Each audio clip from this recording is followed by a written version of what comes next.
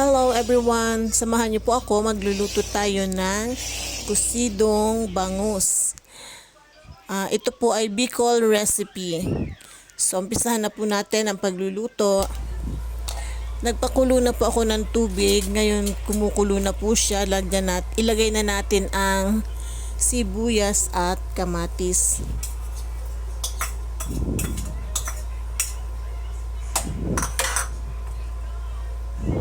Ayan, inuna po natin ang sibuyas, isunod po natin ang kamatis.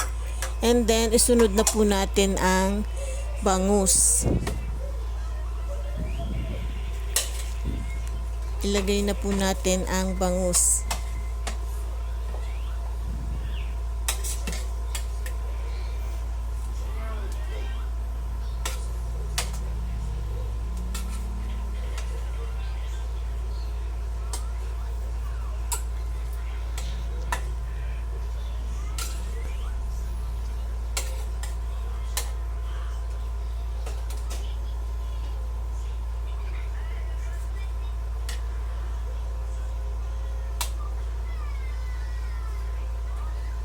And then, isunod na po natin, isabay na po natin sa pagpapakulo yung pechay. Ito lang po ang nilagay kong gulay sa ating kusidong bangus. Pechay.